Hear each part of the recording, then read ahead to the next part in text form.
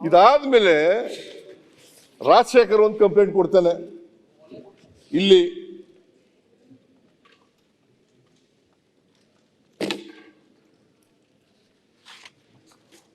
ರಾಜಶೇಖರ್ ಒಂದು ಕಂಪ್ಲೇಂಟ್ ಕೊಡ್ತಾನೆ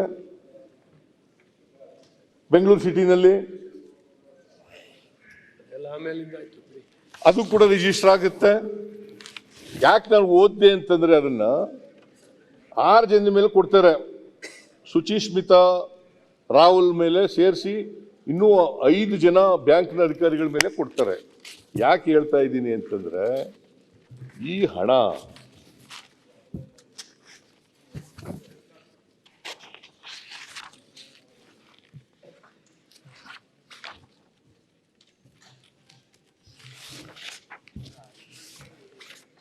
ಆಮೇಲೆ ಇವರು ನಿನ್ನೆ ವಿಜೇಂದ್ರ ಅವರು ಹೇಳಿದ್ರು,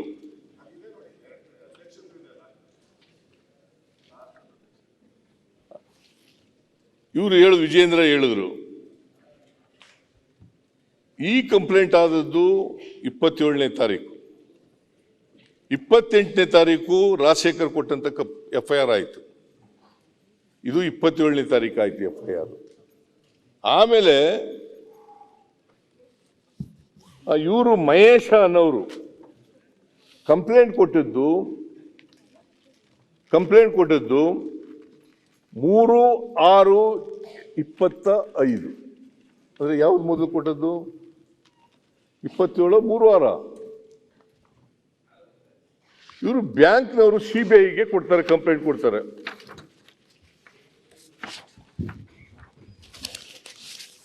ಬಹಳ ದೊಡ್ಡದಿದೆ ಕಂಪ್ಲೇಂಟ್, ಆದ್ರೂ ಓದ್ತೀನಿ ನಾನು ಇದನ್ನ.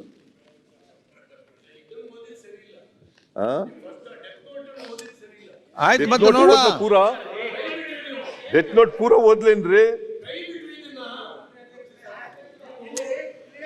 ಆಯ್ತು, ಈಗ ಮತ್ತೆ ನೀವು ಕ್ಲಾರಿಫಿಕೇಶನ್ ಇದೆಯಾ?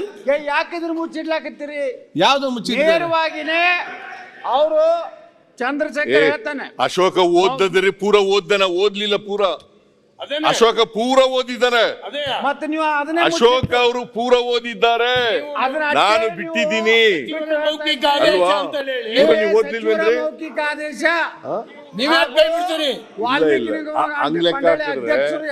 ನೀವು ಪದ್ಮನಾಭ ಮತ್ತು ಪರಶುರಾಮ ಮಾತಾಡ್ಕೊಂಡಿದ್ದಾನಲ್ಲ, ಅದರಲ್ಲಿ ಕೆಲವು ಓದಿದ್ರಿ, ಕೆಲವು ಕೆಲವು ಓದಿದ್ರಿ, ಕೆಲವು ಮೌಖಿಕವಾಗಿ ಸೂಚಿಸಿರುವ ಹಿನ್ನೆಲೆಯಲ್ಲಿ ಖಾತೆಯನ್ನು ವರ್ಗಾಯಿಸಲು ಅದನ್ನ ಓದಿ ಹೇಳಿದಾರಲ್ಲ. ಡೆತ್ ನೋಟ್ನಲ್ಲಿ ಐತ್ರಿ ಅಧ್ಯಕ್ಷರೇ, ಅಲ್ಲಿಂದ ಕೊನೆಗೆ ಅಧ್ಯಕ್ಷದ್ದು ಐತಿ ನೋಡ್ರಿ. 24/5/2024 ಸದರಿ ವಿಷಯಗಳನ್ನು ನಿಗಮದ ಮಾನ್ಯ ಅಧ್ಯಕ್ಷರುಗಳಿಗೆ ತಿಳಿಯಪಡಿಸಲಾಗಿ ಅವರು ಇನ್ನೂ 2-3 ದಿನ ಬೆಳವಣಿಗೆ ಆಗುವುದನ್ನ ಅನುಸರಿಸಿ ಆಮೇಲೆ ಮಾನ್ಯ ಅಧ್ಯಕ್ಷರೇ ಅವರು ನಿನ್ನೆ ಹೇಳಿದ ಮೊನ್ನೆ ನಾನು ಯಾಕೆ ಓದ್ತಿಲ್ಲ ಓದ್ತೀನಿ, ಅದು ಇದೆ ಡೆತ್ ನೋಟ್ ಇದೆ ಇಲ್ಲಿ.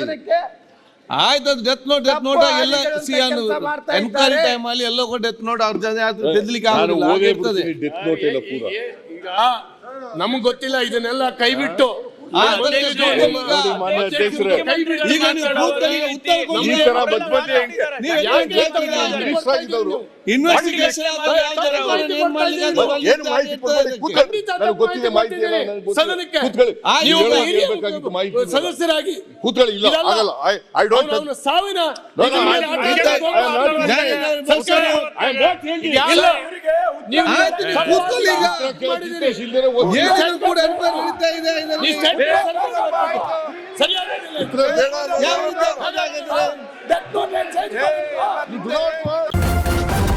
ನ್ಯೂಸ್ ಫಸ್ಟ್ ನಿರ್ಭೀತಿಯಿಂದ ನಿಮ್ಮ ಪರವಾಗಿ.